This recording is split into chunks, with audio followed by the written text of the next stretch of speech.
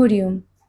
যুগস্রষ্টা ঋষি অখণ্ড মণ্ডলেশ্বর শ্রী শ্রীমৎ স্বামী স্বরূপানন্দ পরমহংসদেবের সুমহান দর্শন প্রচারে অযাচক আশ্রম বাংলাদেশের অনলাইন সম্প্রচার কার্যক্রমের সাপ্তাহিক নিবেদন অনুবচনে আপনাদের আমন্ত্রণ জানাই।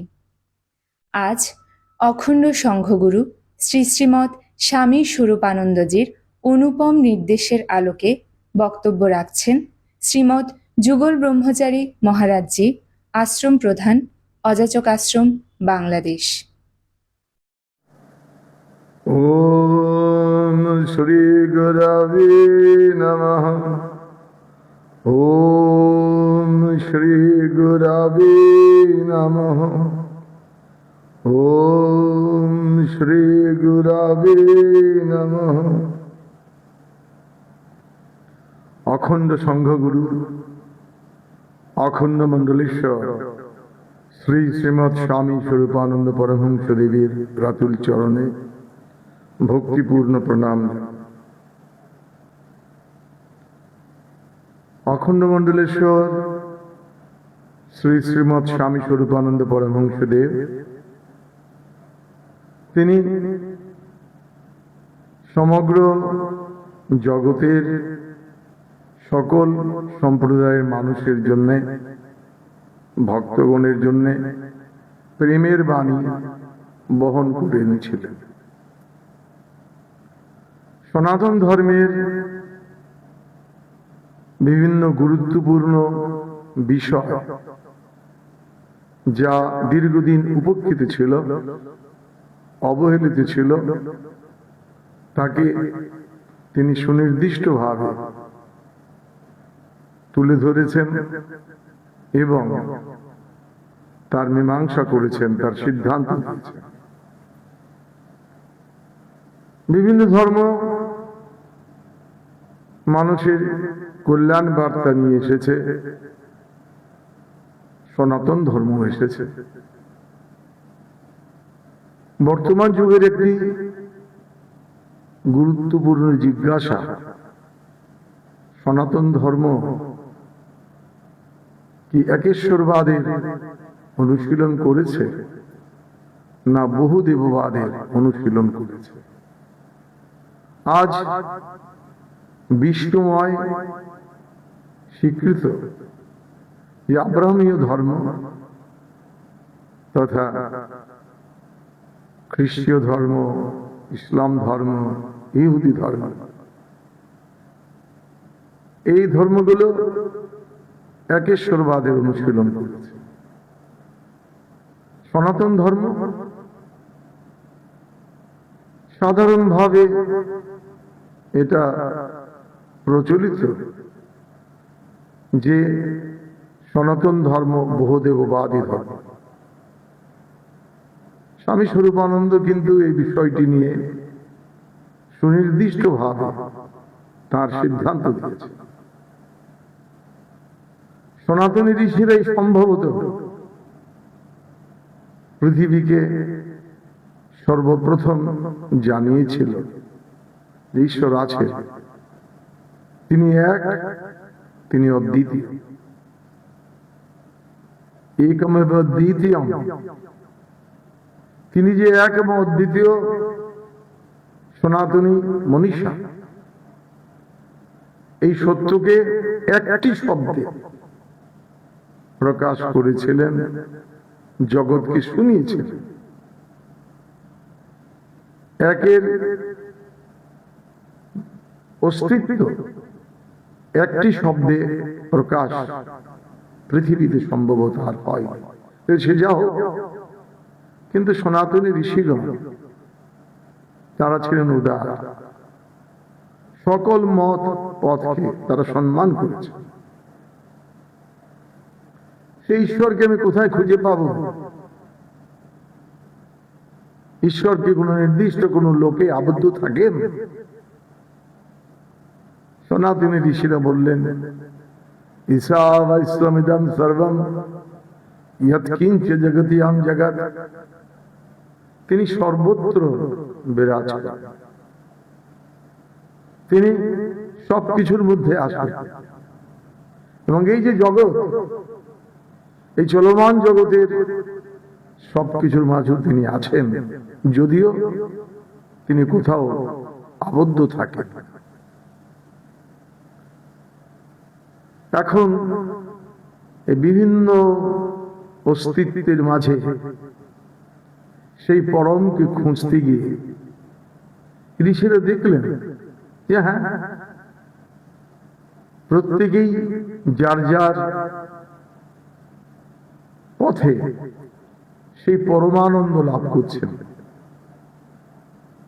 নিজের মতের পথের ব্যাখ্যা সীমাবদ্ধ ভাষায় দিতে গিয়ে বিভিন্ন মতবাদের সৃষ্টি হয়।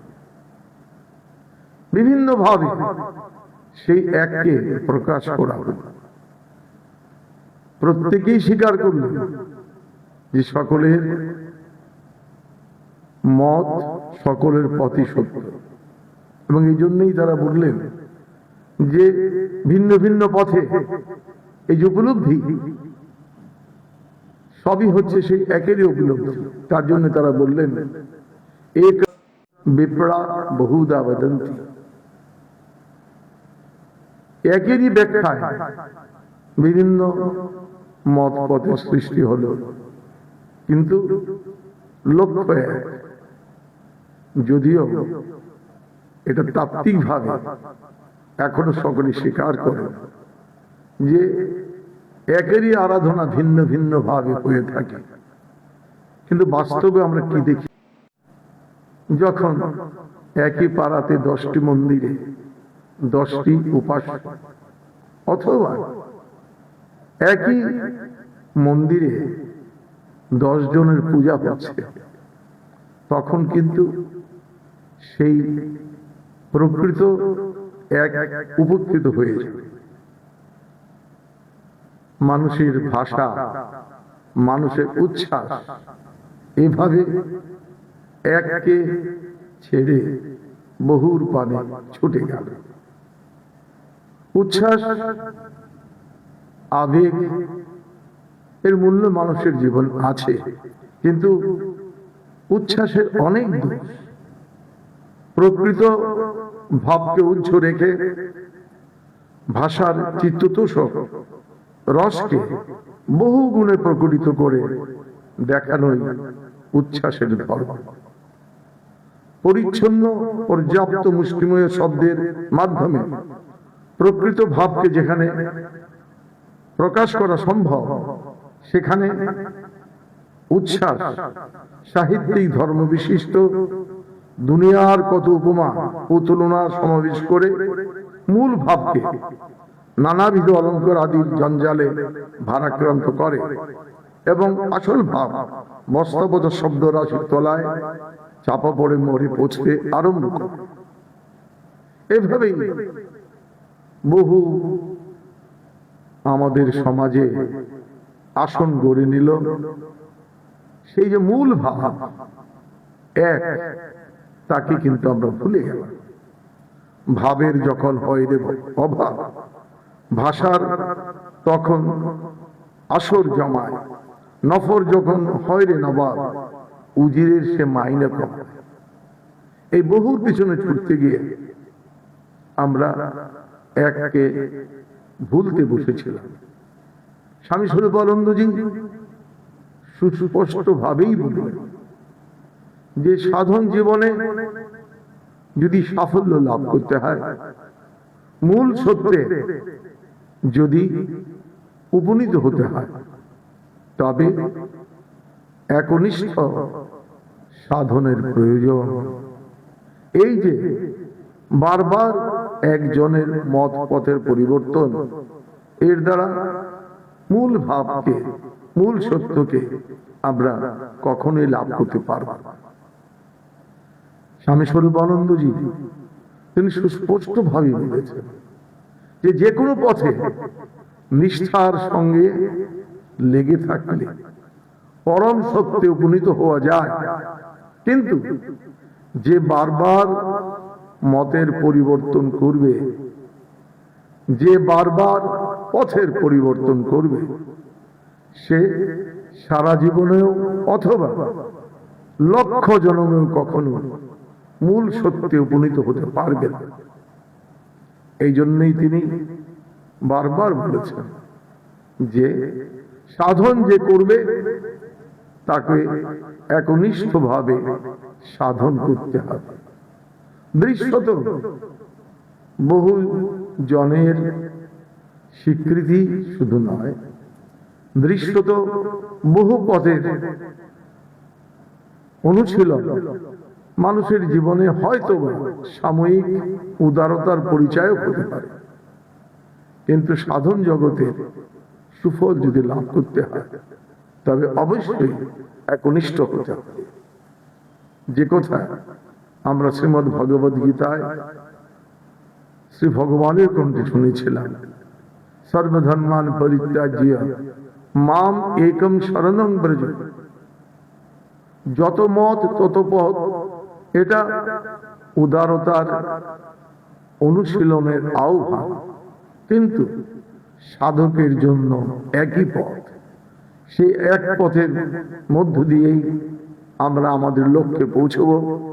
সেই একনিষ্ঠ অনুশীলন আজ প্রত্যেক সনাতনী সাধকের জীবনে বাস্তবায়ন হওয়া প্রয়োজন। নচেত আমরা শুধু ঘুরে মরব, মূল সত্যে আমরা পৌঁছতে পারব না।